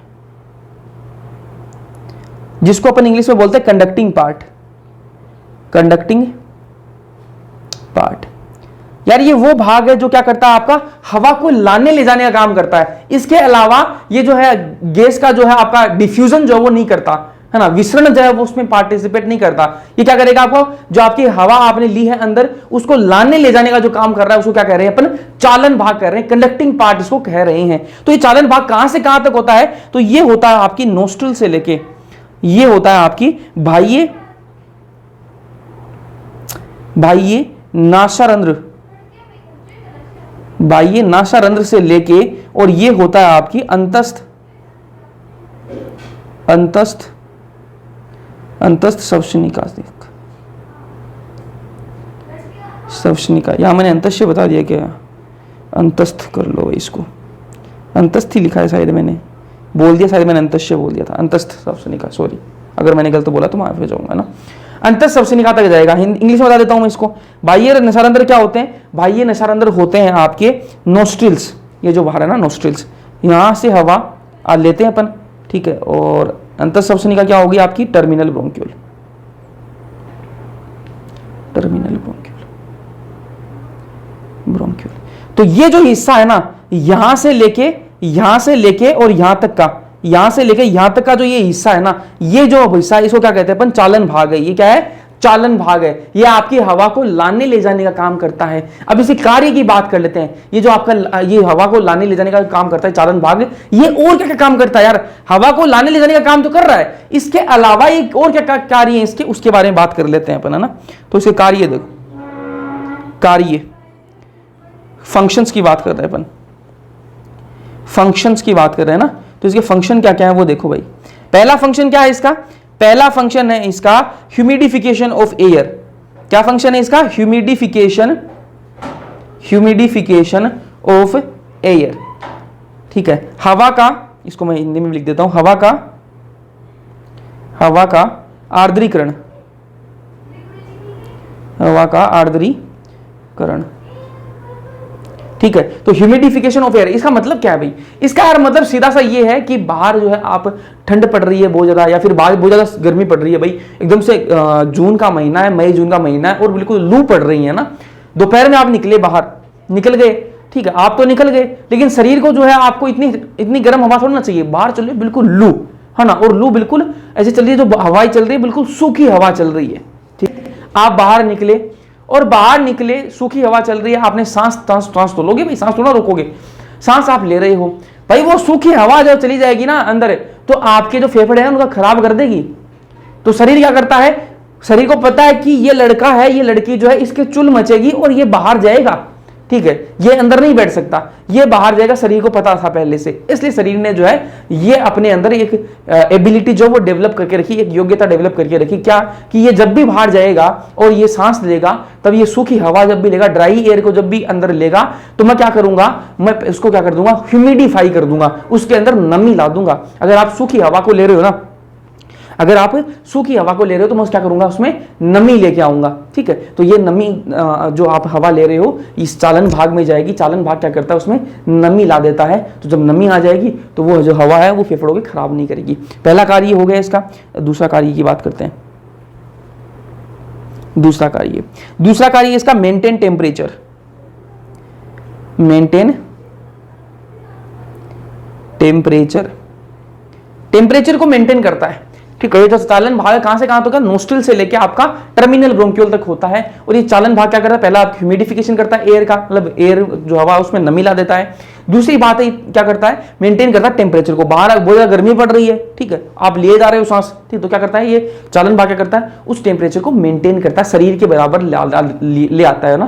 तो जो बाहर अगर बहुत ज्यादा गर्मी पड़ रही है तो भी उसको टेम्परेचर को मेंटेन कर लेगा। अगर बाहर बहुत ज्यादा सर्दी पड़ रही है, आप तो बाहर जाओगे, ठीक है, आपको तो चुल मचेगी, आप तो बाहर जाओगे तो क्या होगा, शरीर क्या कर लेगा, उसको अपनी बॉडी के अकॉर्डिंग उसका टेम्परेचर मेंटेन करने की कोशिश करेगा। और वो कौन करता है, ये चालन भाग का कार्य बता रहा हूं, ये सारे चालन भाग के कार्य हैं, ठीक है। तो ये सारा काम कौन करता है, चालन भाग जो है वो टेम्परेचर को भी मेंटेन कर लेता है। उसके अलावा और क्या कार्य है इसका, तीसरा जो कार्य है वो है इसका purification of air, purification of air, ठीक है। तो प्यूरिफिकेशन ऑफ एयर का मतलब क्या है कि आप जो सांस ले रहे हो उसमें कितना, यार वो जो हवा आप अंदर ले रहे हो उसमें कितना प्रदूषण है, उसमें कितनी मिट्टी धूल है, कितना उसमें प्रदूषण है, तो वो सारा अगर वो लंग्स में चला जाएगा तो लंग्स क्या हो जाएंगे, खराब। तो उसके लिए क्या किया जाता है, उसको प्यूरिफाई करने का काम किया जाता है। जो आपकी हवा है उसको प्यूरिफाई करने का काम किया जाता है, चाहे वो आपके नेजल हेयर हो, या नाक के अंदर आपके बाल होते हैं, चाहे वो हो। उसके अलावा आपका जो चालन भाग है उसके अंदर क्या है, म्यूकस होता है। और वो म्यूकस क्या करता है, जो मिट्टी के कण हो गए, जो जितने भी जो पोल्यूशन के कण हो गए, उनको क्या कर लेता है, साफ करने का काम करता है, मतलब हवा को प्यूरिफाई करने का काम करता है। तो ये सारे पॉइंट हो गए। तो ये कार्य किसके हैं, चालन भाग के, ये कार्य है। चालन भाग होता कहां से कहां तक है, अरे एग्जाम में क्वेश्चन आया हुआ है तो सुन लो ध्यान से। चालन भाग कहां से कहां तक होता है, नोस्ट्रल से लेके आपका टर्मिनल ब्रोंक्यूल तक आपका चालन भाग होता है, ठीक है। अब एक दूसरा भाग होता है, दूसरे भाग कौन सा होता है वो बात करते हैं। ये पहला भाग हो गया आपका, 1 नंबर लगा देता हूं मैं यहां पे, 1 नंबर ये चालन भाग है। और 2 नंबर क्या है आपका, विनिमय भाग। क्या है, विनिमय भाग है। इसको एक्सचेंजिंग पार्ट कहा जाता है, एक्सचेंजिंग पार्ट, या फिर इसको कहते हैं रेस्पिरेटरी पार्ट भी कहते हैं, रेस्पिरेटरी पार्ट भी इसको कहा जाता है। मतलब सीधी सी बात है, जो आपका चालन भाग है वो क्या करता है, गैसों को लाने ले जाने काम करता है, उसके अलावा टेम्परेचर मेंटेन कर देता है, थोड़ा उसमें नमी ला देता है, हवा को प्यूरिफाई करने का काम करता है। लेकिन जहां पर एक्चुअल जो विसरण होता है ना, जो एक्चुअल डिफ्यूजन जहां पे होता है, देखो मैंने आपको डायग्राम में बताया भी था, चलते हैं वापस थोड़ा सा डायग्राम दिखाता हूं मैं आपको। जो पहला डायग्राम बताया था उसमें मैंने आपको बताया भी था।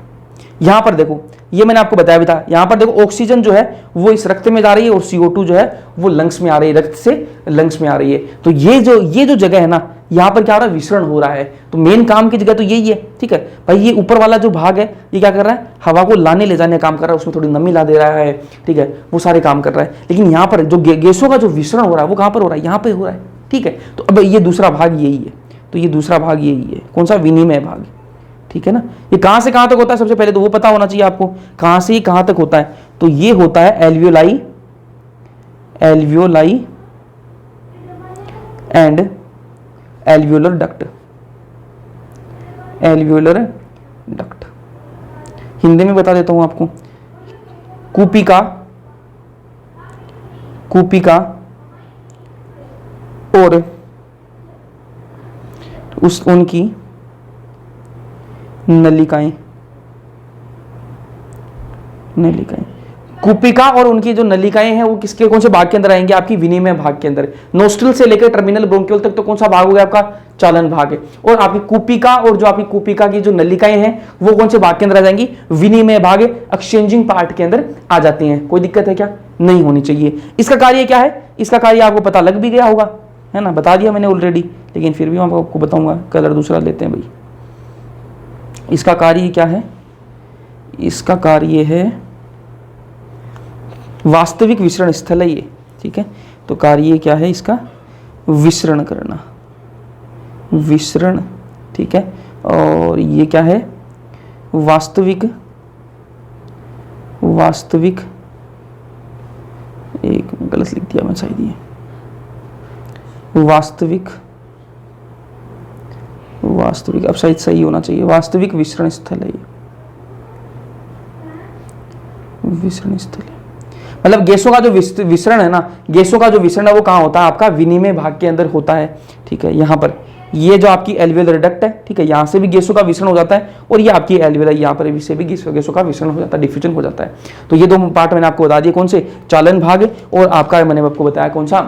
विसरण विनिमय भाग बताया। दो भाग मैंने आपको बताए, ये दोनों भाग आपको पता होने चाहिए, ठीक है। इसके अलावा थोड़ी सी बात और बता देता हूँ, उसके बाद आज का लेक्चर खत्म करेंगे। बता दी मैंने ऑलरेडी, ये बात जो है बताने जा रहा हूँ, पहले बता भी चुका हूँ लेकिन वापस बता रहा हूँ, ठीक है। Trachea, trachea, primary bronchi, primary bronchi, secondary bronchi, secondary bronchi, tertiary bronchi, tertiary bronchi, और आपकी इनिशियल ब्रोंक्यूल, इनिशियल ब्रोंक्यूल, ठीक है। तो ये जो मैंने आपको बताया ना, trachea, trachea, primary bronchi, secondary bronchi, tertiary bronchi और इनिशियल ब्रोंक्यूल, इनमें क्या होते हैं आपके? मैंने आपको थोड़ी देर पहले बताया था, सी शेप के जो रिंग्स बताए थे मैंने आपको ना, दिखा भी देता हूं एक बार डायग्राम वापस, ठीक है। ये जो रिंग्स है ना, ये जो रिंग्स बनाए ब्लू कलर में, ठीक है, ये जो रिंग्स हैं ये इन में प्रेजेंट होते हैं। कहाँ होते हैं? ये इन भागों में होते हैं। कहाँ पे? ट्रेकिया में होते हैं, प्राइमरी ब्रोंकाई में होते हैं, सेकेंडरी ब्रोंकाई में होते हैं, टर्सरी ब्रोंकाई में होते हैं, उसके अलावा आपके इनिशियल ब्रोंक्यूल तक ये आपके होते हैं। तो यहां मैं लिख देता हूं, इनमें क्या होते हैं आपके? अपूर्ण, अपूर्ण उपास्थिल,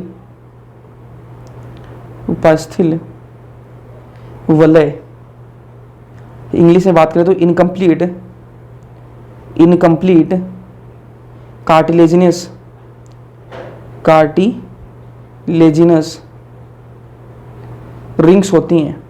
और ये कार्टिलेजिनस जो रिंग्स है वो किससे बनी हुई हैं? ये बनी हुई हैं किससे? ये बनी हुई हैं हाई अलाइन कार्टिलेज से बनी हुई हैं। किससे? हाई अलाइन कार्टिलेज से बनी हुई हैं, ठीक है। तो हाई अलाइन कार्टिलेज से ये बनी हुई होती हैं। अभी आज का लेक्चर करते हैं, यहाँ तक फिनिश करेंगे, ठीक है। और आज मैंने थोड़े बड़े बड़े लिखने की भी कोशिश की है, तो आपको दिखा या नहीं दिखा वो भी कमेंट सेक्शन में करके बताओगे, कमेंट करके बताओगे। और आज समझ में आया या नहीं आया वो भी बताना, लेक्चर समझ में आया नहीं आया। तो अपन ने स्टार्ट कर दिया है लेक्चर को, चैप्टर को स्टार्ट कर दिया है। 4-5 लेक्चर लगेंगे इस चैप्टर के अंदर और खत्म कर देंगे, है ना। समझ में आया या नहीं आया कमेंट सेक्शन में कमेंट करके जरूर बताना। वीडियो पसंद आया लाइक कर देना, अपने दोस्तों के साथ में शेयर कर देना। बाकी मिलते हैं अगले लेक्चर के अंदर, तब तक के लिए पढ़ते रहो।